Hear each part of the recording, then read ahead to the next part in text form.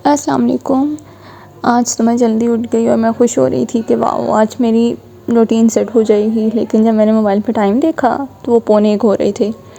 फिर मैंने कहा चलो कोई नहीं, एक दिन और सही, कल से रूटीन पक्का सेट करेंगे, टाइम से सोएंगे और टाइम से उठेंगे।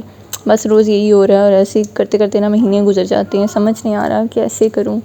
खैर फिर घर में गाजरें आई हुई थी तो मैंने कहा कि चलो गाजर का जूस बना लेते हैं। वो गाजर और माल्टो का मिक्स करके बनाते हैं ना जूस। चुकंदर तो पता नहीं था घर में शायद, तो मैंने कहा चलो गाजर और माल्टे का बना लेते हैं। वैसे मुझे ना जूस बनाते हैं बड़ी उलझन होती है, मतलब इतनी ज़्यादा आप गाजरें काटो, माल्टे वो छीलो और मतलब 2-2 प्लेट्स होती हैं और जूस जब निकलता है तो वो सिर्फ 1 गिलास निकलता है। तो मुझे बस होता है कि यार इतनी मेहनत करते हो आप तो एटलीस्ट 2-3 गिलास तो निकले ना। तो फिर मैं कहती हूँ कि यार जूस बनाना है, ऐसी ही गाजरें खा लो और ऐसी माल्टे खा लो। मतलब इतनी मेहनत के बाद सिर्फ 1 गिलास निकला है तो वो फिर मज़ा भी नहीं आता उस जूस का, मुझे तो नहीं आता कम से कम। हाँ कोई और मेहनत करे, मतलब कोई और मुझे गाजरें काट के दे और जूस निकाल के दे तो वो फिर एक अलग बात है, लेकिन मैं ख़ुद के लिए कभी इतना ना करूँ। लेकिन आज मैंने कहा चलो बना के देख लेते हैं क्या सीन है। फिर मैं गाजरें काट रही थी और काटते काटते एक मेरे हाथ से नीचे भी गिर गई। अब फिर मैं जूस निकालने लगी हूँ तो अब फिर हमेशा की तरह वही हुआ कि मैंने कोई काम किया और वो काम ख़राब हो गया। मतलब अब मैं शुरू नहीं करती काम और वो ख़राब हो जाता है।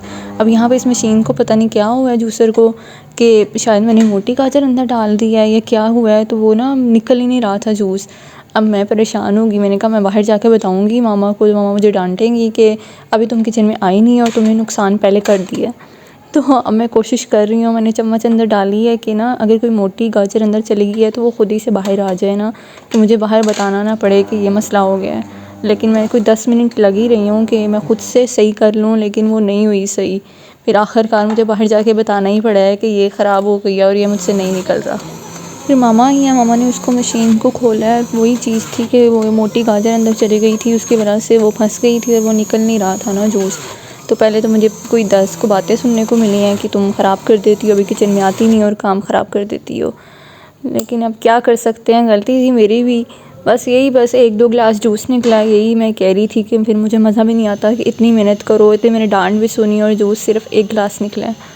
फिर मैं अब उठी लेट थी तो मैंने कहा मैं अपना नाश्ता खुद ही बना लेती हूँ। मैं अब अपना नाश्ता बना रही हूँ और ये मुझे समझ नहीं आई कि मैंने गरम तवे को कैसे हाथ लगा लिया। मतलब मुझे पहले तो बहुत गरम लगता था, लेकिन जब आप वही ना काम शुरू करते हो ना, कोई किचन में आते हो आहिस्ता आहिस्ता, तो फिर वो आपको ना गरम सर्द का कुछ पता नहीं चलता।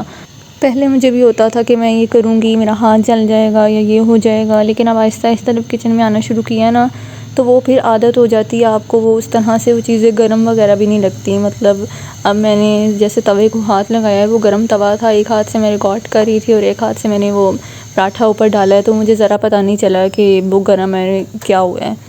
अब मैं यहाँ पे अंडा बना रही हूँ और मुझे ध्यान ही नहीं रहा, मैंने हाथ अपना ज़्यादा ही ऊपर कर लिया और वो जब मैंने अंडा नीचे गिरा है तवे के ऊपर, तो वो सारे ऑयल के छींटे और वो सारा अंडा, उसके छींटे भी ना मेरे सारे कपड़ों पे गिरे हैं। तो मैंने कहा चलो कोई नहीं, खैर है यार, पहली बार मतलब आहिस्ता आहिस्ता अगर आप काम शुरू करो तो आ ही जाता है ना। मतलब पहली बार तो ऐसा ही होता है कि काम ख़राब होते हैं। तो बस फिर मैंने साथ साथ चाय भी रख दी थी कि ये ना उनके अंडा बन जाए फिर चाय का वेट करती रहूँ। फिर आज सर्दियाँ हैं, सर्दियों में तो 1 सेकंड में चीज़ ठंडी हो जाती है, तो यही कोशिश होती है कि साथ साथ सारी चीज़ें ना बन जाएं ताकि गरम गरम ही खा लें।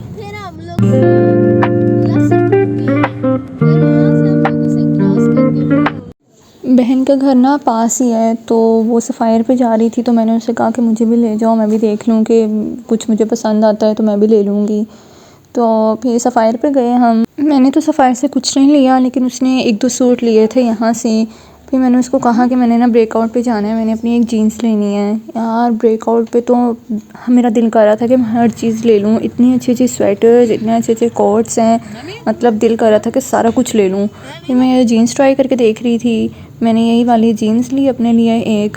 उसके बाद फिर वापसी पे बाहर गई थी तो मैंने दही भल्ले खाए। उसने कहा कुछ खाना है, मैंने कहा हाँ, मैंने किया पूछ तो फिर मैंने दही भल्ले खा लिए।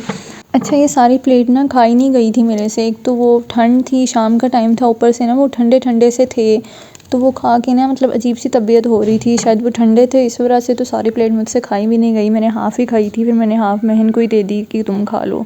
एक तो मेरा हाल ये है कि एक तो मैं ठंडे दही भल्ले खा के मेरी तबीयत ख़राब हो रही थी, ऊपर से मैं घर आई हूँ तो घर में मैं अमरूद भी ठंडी खा रही हूँ। हालांकि मुझे भूख नहीं थी, लेकिन मुझे ना ऐਵੇਂ ही बस बैठे बैठे ना स्ट्रेस हो रहा था। जब मुझे स्ट्रेस होता है ना तो मैं देखती हूँ कि कोई चीज़ पड़ी हुई है तो मैं बस वो ना खाने लग जाती हूँ, चाहे मेरा दिल होता है या नहीं होता। मतलब वो स्ट्रेस ईटिंग होती है ना, कुछ लोगों को जब स्ट्रेस होता है तो वो उन्हें बिल्कुल भूख नहीं लगती, और कुछ को जब होता है तो वो स्ट्रेस में ना अपने आप को डाइवर्ट करने के लिए ना खाने लग जाते हैं। तो आप लोग ध्यान रखा करें कि आपके आसपास जो लोग हैं उनकी मेंटल हेल्थ कैसी है। अपना और अपने आसपास के लोगों का ख्याल रखें। इसी के साथ मैं व्लॉग को एंड करती हूँ। चैनल को सब्सक्राइब ज़रूर कीजिएगा। अल्लाह हाफिज़।